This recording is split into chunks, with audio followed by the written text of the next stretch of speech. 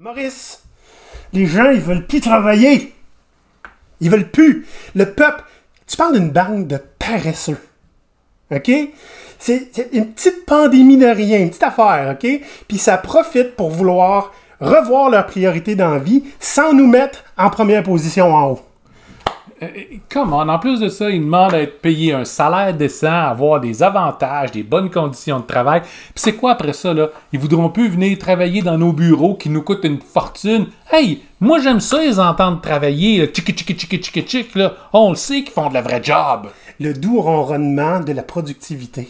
Yup. Ça se passera pas comme ça. Non. Cet épisode vous est présenté par GoPirate Canada, un organisme à but non lucratif d'économie sociale luttant contre la fragilité socio-économique des individus et favorisant l'apparition d'organismes progressistes. Maurice et Olivier, deux cyniques du travail barbu, n'en reviennent pas de voir à quel point on blâme les gens de ne pas vouloir aller travailler dans des entreprises qui n'offrent rien d'intéressant, autant au niveau salarial que sociétal. Ils partent à l'abordage de ce nouveau phénomène en levant le pavillon noir. Voici leur histoire. Tu veux-tu travailler, toi, Maurice? Ben, clairement pas. Hein? En fait, honnêtement, non plus. Mais bon. On le fait pareil. Puis là, on va se faire dire encore une fois qu'on est négatif, hein? Oui. Et qu'on passe notre temps à blâmer tout le monde. Bon, on n'a pas pris ça nulle part, OK? Il y a un paquet d'articles qui se promènent en ce moment. Maurice, j'en ai mis un sur mon LinkedIn récemment, que c'est essentiellement des dirigeants d'entreprise qui se plaignent que les gens ne veulent pas travailler.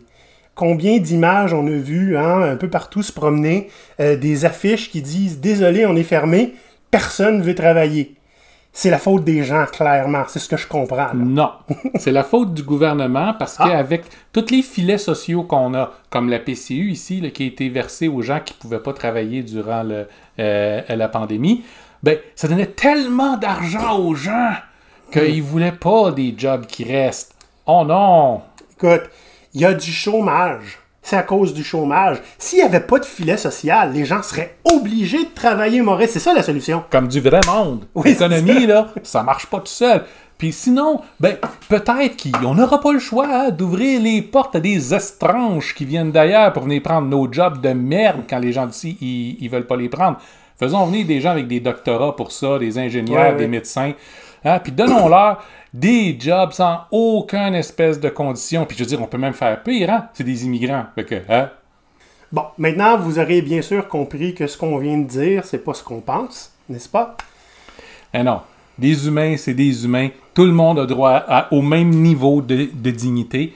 Puis tout le monde a droit d'avoir des bonnes jobs. Ou au pire, allez, pas des jobs horribles.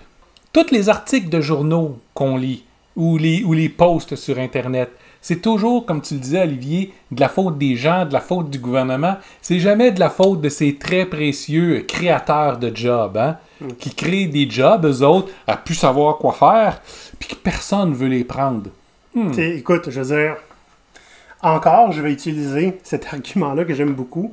Si tous les gens que tu convoites ont une chose en commun, c'est qu'ils veulent pas aller chez toi. Ça veut dire quelque chose. C'est ça. Donc aujourd'hui, on va se poser la question. Est-ce que les gens veulent vraiment pas aller travailler? Hein? On va voir un petit peu, on va décortiquer là, ce contexte-là en ce moment qui bouille d'un petit peu partout, pas juste au Canada, beaucoup aux États-Unis aussi. Des boutiques qui ferment, des places qui se vident, puis des études qui disent que, sans blague, 95% des gens vont changer d'emploi bientôt. OK? J'ai vu ça. Puis les gens, dans le fond, est-ce qu'ils sont paresseux? Hein? On va voir aussi les espèces d'acrobaties que plusieurs entreprises essaient de mettre en place pour attirer les gens et qui sont un peu douteuses. Puis, pour pouvoir aider ces entreprises-là, on va aussi offrir 3 trucs et conseils qu'on peut mettre en place pour avoir une chance que les gens s'intéressent à nous un peu en tant qu'entreprise. Ouais. Là, venez pas dire qu'on n'est pas positif. On va finir ça sur une note positive. On va donner plein de conseils. Comme pas de notre faute s'ils nous écoutent pas. Non, c'est ça. Faut pas les forcer. Avant de continuer, Maurice, j'aimerais, les chers auditeurs, que vous regardiez à quel point notre barbe n'a pas tant de blanc. Pas tant de blanc. On est jeune et hip, Maurice. On a un compte Instagram. Je me demandais où c'est que tu allais avec ça. On a un compte Instagram comme 2 genoux. Hein? Fait que vous pouvez nous trouver facilement si ça vous tente d'aller voir ça. On se permet d'être un petit peu plus mordant sur Instagram, à partager des images qui parlent plus que des mots. Hein? C'est ça. Qui nous font bien rire, nous, ou qui nous font rager. Hein? C'est cela. Vous avez aussi droit, via notre fantastique compte Instagram, à avoir des photos behind the scene de ce qu'on fait. Comme il faudrait qu'on en prenne une aujourd'hui et qu'on ait un posté. Hein? On va le faire, promis. On va le faire, promis. Maintenant, on passe aux choses sérieuses. Les gens veulent pas travailler. C'est-tu vrai, ça? Tu sais, aux dernières nouvelles, il fallait travailler pour avoir les moyens de vivre. Ben non, maintenant, le gouvernement va tout te payer pour toi. Oui. Tu sais, le chômage, la PCU, ces mesures temporaires-là, hein, le chômage, on ne l'a pas à vie, hein, on l'a pour une période de temps. C'est pas exactement un privilège qui est très, très recherché. À quelques exceptions près, hein, les travailleurs saisonniers ont besoin de chômage le restant de l'année, soit, OK? Et la raison pour ça est parce qu'ils n'ont pas nécessairement d'autres options le restant de l'année. Hein? Donc, on s'entend. S'il y avait la possibilité d'avoir d'autres emplois qui étaient plus intéressants que le chômage, qui n'est pas très, très bon, ben, ils prendraient fort probablement pour la majorité. Tu sais, le chômage au Canada, c'est 50-55% de ton salaire selon où tu es rendu dans ta période de chômage. Là. C'est pas avec ça qu'on vit bien. Puis surtout, ça dépend de ce que tu faisais comme salaire avant. C'est ça. Et un coup que ton chômage est terminé, si tu n'as pas trouvé un autre emploi, tu tombes sur l'assurance-emploi, qui est quelques centaines de dollars par mois. Oui, puis peu importe où tu habites, hein, que tu sois à Montréal avec un appartement qui coûte une fortune ou à Saint-Vache-des-Meux qui coûte rien, tu as le même montant.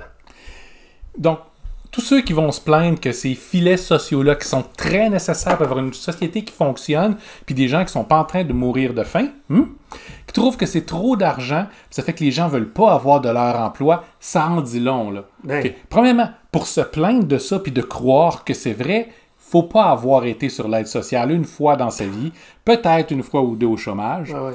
Puis c'est aussi des gens qui vont se plaindre qui ne prendraient pas non plus le genre d'emploi qu'ils offrent, puis qui n'arrivent pas à combler. Exact. Puis tu sais, je le dis souvent, il y a combien d'entreprises qui prennent la peine de se regarder dans le miroir pour voir à quel point ils sont participants dans le contexte qu'ils dénoncent. Hein? Tu sais, là, je regarde les articles que je vois passer, que les gens sont paresseux, ils veulent pas venir, ils veulent pas travailler. C'est très généralisant. Okay? Ouais. Pas ils ne veulent pas le travailler dans telles conditions, pas ils ne veulent pas travailler actuellement, ils ne veulent pas travailler. Point. C'est de la grosse paresse brute. Quand en fait, le problème est qu'ils ne veulent pas travailler pour vous ou prendre vos jobs de merde. Donc le problème n'est pas sur eux. Le problème est sur ce que vous offrez. Puis ce que vous êtes, puis ce que vous représentez aussi. Exact.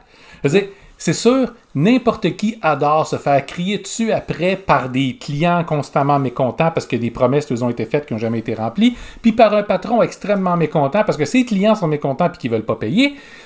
Puis ça doit être de ta faute, parce que de toute façon, tu prends un salaire, fait que tu vas le prendre, les insultes. Donc, dans d'autres cas, oui, c'est vrai, c'est une job, puis c'est une job qui ne peut pas être super payante, mais elle va se faire à, 40 degrés, en pleine humidité, pas de temps de repos, parce que productivité. Puis des fois même, les repos exigés par la loi, ben, tu vas les prendre à tes frais. J'ai connu ça. Des pauses obligatoires à prendre, tu les prenais à tes frais. Ton heure du dîner, qui en fait juste une demi-heure, est quand même à tes frais. Donc, ce genre de conditions-là vont naturellement faire que la vaste majeure partie des gens vont préférer aller se faire arracher des dents que d'aller travailler pour vous. Puis ça, il y a une raison pourquoi ça arrive maintenant. Soyons honnêtes, la pandémie a vraiment changé la donne. Absolument. Puis, on a parlé déjà du retour à la normale, hein? Il est très, très idéalisé, comme si rien n'était arrivé. Ça peut pas se faire comme ça. Il est arrivé quelque chose, des choses ont changé. Les gens se sont rendus compte que c'était pas nécessaire de voyager 2 heures par jour à leurs frais sur leur temps. T'sais? Les gens se sont rendus compte que, hey, je peux faire le travail de chez nous. Pourquoi pas? Puis, il faut pas oublier qu'il y a beaucoup d'employeurs que le premier réflexe a été de mettre beaucoup d'employés à la porte en se disant, ils vont en voir assez faim.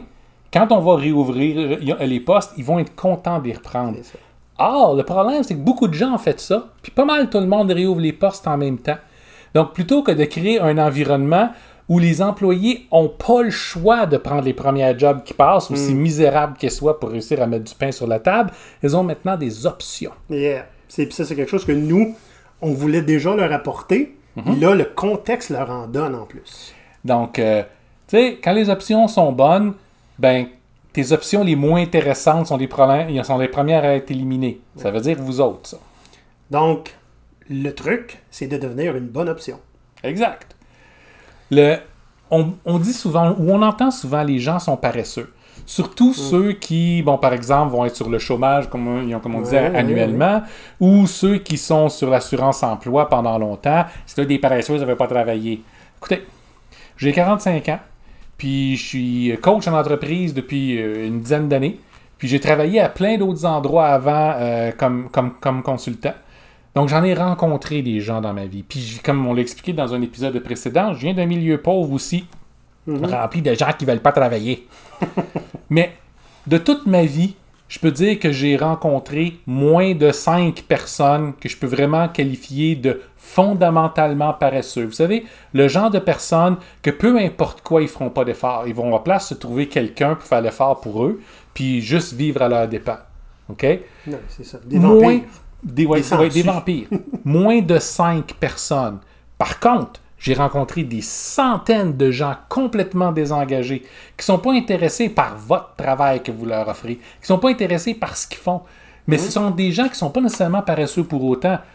Oui, on peut dire, lui, il est sur l'aide sociale ou il est sur l'assurance emploi depuis des années, il est juste trop paresseux. Il a quand même 3 jobs avec ça. Fait que le gars est travaillant. C'est juste que les conditions de travail qui y sont offertes pour travailler légalement ne sont pas intéressantes. Des fois, vous allez avoir des employés que vous avez l'impression que tout ce qu'ils font, c'est venir puis puncher le matin, puncher le soir pour leur carte de temps, puis ils font le minimum possible pour ne pas se faire mettre à la porte. Ça, c'est des gens qui ne sont pas motivés. Ben, écoutez, si la façon dont le travail était conçu pouvait les motiver un petit peu plus, les mettre plus en valeur, mettre leur talent puis leur expertise en jeu, sinon, ben, leur travail, c'est d'être assis là puis de surveiller une machine qui passe ou d'appuyer sur un bouton une fois de temps en temps ou de faire un travail hyper répétitif qui, lui, devrait être automatisé parce qu'il n'y a pas un humain qui peut avoir le moindre plaisir à faire ce travail-là. Mais à ce moment-là, les gens arrêtent d'être paresseux puis vont être capables de se réaliser dans ce qu'ils font beaucoup plus facilement. Ouais. Voici un avant-goût des épisodes exclusifs aux membres. Comment calculer la réussite d'un acte de mutinerie? Comment piratiser quand on travaille dans un McDonald's ou un Walmart ou un autre emploi peu rémunéré et très formaté? Un employé bien obéissant, ça connaît sa place. Okay. Avalez pas ça, là. On est autonome. On n'a pas besoin d'être géré comme des enfants de 5 ans. L'humain a-t-il encore une place dans le système de travail? Donc? Pour devenir membre de GoPirate, direction patreon.com/GoPirate Canada. Là, Maurice, on va regarder des solutions, appelons-les créatives, okay, qui ont été trouvées par des entreprises pour essayer de combler ce manque-là. Puis, je vois quelque chose qui était très... on regarde pas très loin dans l'avenir. Hein? C'est très, très court terme. Ça va revenir comme à la normale. Ouais. En attendant, on va faire un accro à ce qu'on fait d'habitude. Ouais. C'est par exemple, les acrobaties qu'on fait pour essayer d'attirer du nouveau monde. Okay? J'ai vu sur Internet des magnifiques photographies que les gens prennent d'annonces pour le recrutement dans des chaînes de magasins, des chaînes de restaurants, surtout aux États-Unis. OK? Ou c'est, par exemple, un cadeau d'entrevue. J'ai déjà vu, venez passer une entrevue, même pas une entrevue. Venez laisser votre candidature. On vous donne un poulet. J'ai vu ça. Ouais. Venez travailler dans notre restaurant. Vous allez avoir un repas gratuit si vous passez une entrevue. Automatiquement. Ça, on appelle ça de l'appâtage. Ça, c'est comme quand vous allez à la pêche, puis vous mettez un sympathique petit verre ou un petit morceau de viande sur votre hameçon, avec le but fondamental de devenir meilleur ami avec le poisson qui va mordre à votre hameçon. Ça n'arrivera pas. Le poisson, il ne collaborera pas bien. C'est la même chose avec les quelques employés que vous allez réussir à aller chercher. C'est ça, on va en attraper. Ouais. On va en avoir. En fait, l'idée, c'est en ayant plus de gens qui viennent, peu importe la raison, on risque plus, statistiquement, d'avoir des gens qui vont être embauchés. C'est ça l'idée derrière. Fait que quand on dit embaucher, c'est une question de statistique, c'est clairement parce qu'on ne sait pas comment embaucher. Il y a une autre chose, Maurice, qui existe depuis des années. Oui. Écoute, tu es un employé, tu travailles chez nous depuis des années. Ouais. Si tu me réfères à un ami, une connaissance, puis qu'on l'embauche, puis qu'il reste plus que 6 mois, on va te donner 1000 $. Puis à Des la fois, c'est base, moins, des fois, c'est plus. puis ça, ces pratiques-là sont pas mauvaises en tant que telles. Hein? En fait, c'est une bonne idée. Ça permet de ne pas engager des inconnus. Vous avez au moins quelqu'un dans la place qui est prêt à dire oui, ça, c'est une bonne personne avec qui j'aurais envie de travailler. Ouais. Donc, à la base, l'idée est excellente.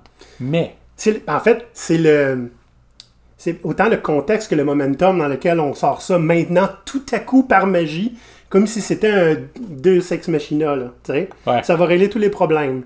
Mais ce qui est intéressant, c'est que j'ai entendu parler d'endroits qui ont commencé à mettre des mesures comme ça en place, ouais. mais que c'était pas tant embaucher le problème, c'est que tout le monde s'en va.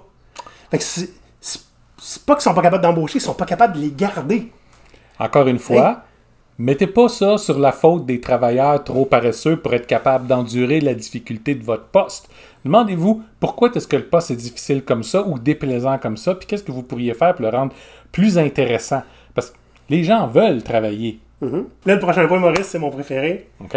C'est dans un des articles qu'on disait dans l'introduction, il y a un de ces dirigeants d'entreprise qui a dit « Là, vous allez nous forcer la main, on n'aura plus le choix, c'est une menace là, non déguisée, on va devoir automatiser le travail de nos employés. » Puis, je vous garantis, ces mêmes entreprises-là, ceux qui sont sérieux avec leurs menaces, ont déjà leur étude de fait depuis plusieurs années, puis ils attendaient juste que ça coûte moins cher de faire l'investissement pour automatiser que de continuer à payer des gens. Ben, mais admettons que c'était jamais vraiment leur intention. 3 affaires là-dessus. D'abord, OK, l'automatisation est à la porte, là, okay? Ouais. Qu'on le veuille ou non. Ça va arriver. On nous apprend rien. C'est sûr qu'on on fait aller le pantin un peu pour faire peur. Hein? Oui, mais c'est là, puis on sait que ça fait peur aux gens. Mais moi, ce qui me fait peur, c'est pas l'automatisation. C'est le fait qu'en tant que société, on n'est pas prêt aux impacts de l'automatisation. Ouais. On a encore trop de gens qui travaillent dans des emplois qui sont hautement automatisables, quand en fait, on devrait avoir déjà mis en place en tant que société des programmes pour recycler ces gens-là ailleurs, à faire autre chose, à faire à occuper des postes qui ont plus de valeur puis qui sont beaucoup plus difficilement automatisables. Puis en même temps, de promouvoir l'automatisation pour ce genre de poste de merde-là. Ben oui, c'est ça. Ça, j'ai le sentiment que ça serait un épisode entier, ça. Oui, parce que là, on va se le dire, là. On a besoin de laveurs de vaisselle, peut-être. Mais la société, pour avancer, c'est pas les laveurs de vaisselle qui vont la faire avancer. C'est les gens qui font présentement les postes de laveurs de vaisselle qui ont le talent pour faire autre chose, qui ont l'imagination pour nous amener ailleurs, qui ont la drive pour réussir à partir une nouvelle entreprise, un nouveau mouvement collectif ou à développer des nouvelles idées. Mais à la place, ils lavent de la vaisselle. C'est ça. Donc, il faut les aider à être à l'endroit où ils doivent être, pas à faire des jobs qu'on n'a pas le choix qu'ils soient faits par quelqu'un. Mon deuxième point par rapport à l'automatisation, Maurice, c'est si soudainement, tu as les moyens d'investir massivement dans l'automatisation de ton entreprise, mais pas les moyens d'investir dans la prospérité de tes propres employés, qu'est-ce que ça dit sur toi en tant qu'entreprise? Que tu es une entreprise tout à fait raisonnable et normale dont le but est d'extraire le maximum de valeur partout, du maximum de gens possible et de le concentrer dans le minimum de main avec le minimum de dépenses associées? Entre autres. Entre autres. La troisième chose, ça vient pas de moi, je me suis inspiré d'un tweet, mais je l'adore. Tu sais, se plaindre que les gens sont paresseux, là, c'est automatisable comme tâche. Puis il y a des CEO qui c'est pas mal juste ce qu'ils font. Hein? Si on écoute, non, mais ça coûte combien un PDG d'entreprise? Automatise-moi ce poste-là, tu peux monter le salaire de tout le monde et fini la pénurie, mon gars. Mais non, faut que tu comprennes que c'est pas comme ça que ça marche. Ah, c'est vrai, le gars qui a tout risqué, on peut pas l'automatiser, voyons donc. Ben, regarde, Jeff Bezos gagne seulement 80 000 US par année pour son poste de PDG. Oh, c'est vrai. Mon calcul ne fonctionne plus. On peut rien faire. Non, c'est pour ça qu'il paye pas de taxes aussi à un niveau personnel. Ouais. Là, le prochain sujet, c'est quelque chose qu'on entend un peu moins parler, mais qui existe. Hein. C'est le lobbying que beaucoup d'entreprises ou de regroupements, hein, des tiers partis qui sont financés par des grandes entreprises, qui vont faire du lobbying pour éliminer ou réduire les mesures sociales autant que possible. Ça veut dire, si possible, Maurice, il faudrait qu'il y ait moins de chômage. Comme ça, les gens seraient forcés de travailler. Hein? Il faudrait qu'il y ait moins d'accommodements qui feraient en sorte que les gens peuvent s'épanouir d'eux-mêmes, puis qu'ils soient dépendants des entreprises pour s'épanouir. Comme ça, ils seraient forcés de travailler. Okay? C'est tout ce qui est derrière ça. Là, le lobbying, oui, bien sûr, il y a des gens qui ne croient pas en ces mesures-là, puis qui sont fondamentalement pour la vision de les gens, c'est du bétail, puis qui font ça en le background. Non. Du bétail, c'est un asset. OK? Oui, tu payes pour du bétail, puis ton but est d'en tirer une plus-value. Tandis qu'avec des gens, ce sont des outils. Tu payes momentanément pour eux jusqu'à temps qu'ils soient plus bons, puis là, tu les jettes. C'est pour ça que c'est important de garder suffisamment de gens dans un niveau de misère suffisamment élevé pour jamais manquer d'outils. Sinon, écoute, ces entreprises-là reçoivent de l'argent du gouvernement pour engager des gens dans la misère, puis donner des emplois. S'il n'y en a pas assez qui veulent appliquer, ils vont perdre tout ce bel argent-là du gouvernement. Donc, c'est juste tout à fait raisonnable de s'assurer que on garde les gens dans la misère le plus possible. Mais mon point, c'était, tu sais, il y a des gens que c'est leur croyance, puis ils font ça behind the scenes. Hein? Ouais. Là, il y a des gens qui commencent à le demander publiquement. On doit réduire ces mesures, ces filets sociaux-là, pour que les gens n'aient pas le choix de travailler parce que, hey, vous nous le devez bien. Hein? Si vous ne nous croyez pas, je vous invite à commencer à lire les commentaires sur LinkedIn, puis à vous tenir dans le cesspool terrible qui est Twitter. Voilà, oui. Donc, Maurice, on est déjà dans le moment positif de l'épisode. Okay? Où est-ce qu'on va vous donner 3 trucs et conseils pour mieux faire si vous êtes en entreprise. Là, okay? Puis si vous êtes des employés, là, allez porter le message. Hein? Soyez des porte-flambeaux. Oui. Le premier, c'est pas la première fois qu'on le dit, mais je pense que c'est crucial là, dans ce cas-là, c'est comprenez la motivation intrinsèque. Il y a 2 types de motivation. L'extrinsèque, qui est carotte et bâton. On va vous donner plus d'argent, puis on va vous punir si vous ne faites pas ce qu'on veut. Ça, c'est extrinsèque. C'est pas ça qui motive les gens. Okay? On va être motivé par la motivation intrinsèque quand on n'a absolument aucune espèce d'autre motivation, puis qu'il ne peut pas y en avoir d'autre. C'est vraiment pas l'idéal, parce qu'à ce moment-là, les gens vont toujours faire le minimum pour aller chercher la carotte puis éviter le bâton. Ouais. La motivation intrinsèque, ça vient de soi à l'interne. On travaille parce qu'on en a envie, parce qu'on est motivé par ce qu'on fait, parce qu'on croit en l'importance de ce qu'on fait, puis de notre rôle là-dedans. Je me suis toujours demandé, parce que je suis pas mal certain que je ne l'ai jamais vu, okay, dans les entreprises où je suis passé, imaginez ce que ça serait si tout le monde, okay, du PDG jusqu'au concierge, là, avait envie d'être là et tripait sur sa job. Tout le monde. C'est difficile à imaginer à ce point-là parce que on le sait que l'intrinsèque, écoute, faut se connaître, mais les entreprises, tu peux pas faire une formule one size fits all pour que tous tes employés soient motivés intrinsèquement. Tu n'as pas le choix de les écouter et de les comprendre. Et même s'il n'y a pas de formule claire, Daniel Pink, dans son livre Drive, essentiellement nous donne un bon blueprint. Hein? Il y a 3 choses qu'il faut s'assurer qu'ils soient là, qu'ils soient bien mesurés, puis qu'ils aient toujours en augmentant. L'autonomie des gens, la maîtrise de leurs compétences et leurs capacités, hein, la capacité à faire une bonne job, puis une raison d'être. Okay? Il faut qu'ils aient l'impression de créer un impact positif. Si ça n'existe pas, s'ils se rendent compte que le travail qu'il fait, ça a uniquement à arracher de l'argent à cette personne-là ici pour la donner à celle-là, c'est normal qu'il n'ait pas une grande motivation. Non, c'est sûr. Et ce point-là, on fait le lien avec notre prochain point, c'est créer quelque chose de positif dans le monde. Hein? Oui. Si c'est connu, pas juste connu, mais ça se sent, ça se ressent, que le seul but de mon travail, c'est d'enrichir quelqu'un à qui j'ai jamais parlé pour qu'il s'achète une 7e Lamborghini, ça me tente-tu d'aller là tous les matins? Puis oui, c'est vrai, on peut faire preuve d'empathie puis se dire, c'est parce que son voisin, il y en a déjà 8, fait lui, il y en a juste 6, faut comprendre, il se sent un petit peu comme pas un vrai homme. Tu me fais penser à l'épisode de South Park de Napster, où le drummer de Metallica voulait poursuivre tous ceux qui ont downloadé du Metallica en disant « Regardez, là, ma statue est en bronze, moi j'en voulais une en or! » Ça fait pitié comme ça, OK? Fait que l'idée, c'est, si, en tant qu'entreprise, OK, au lieu de dire hey, « Regarde l'employé, voici ce que tu vas faire au quotidien, puis je vais te payer pour », si tu avais un narratif qui était plutôt « Voici le travail qu'on veut t'offrir, l'impact que ça va avoir sur la société, la ville, les gens en général. » Je veux dire, nous, tout ce qu'on raconte, là, aux gens, là, ça leur fait briller les yeux, puis on leur offre même pas une job, là. Ouais. On fait juste leur dire comment on va avoir un impact dans la vie.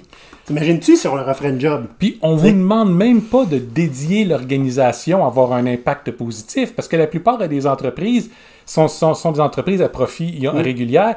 Donc leur but puis leur raison d'être, c'est de maximiser les profits dans certaines mains. Ouais. OK?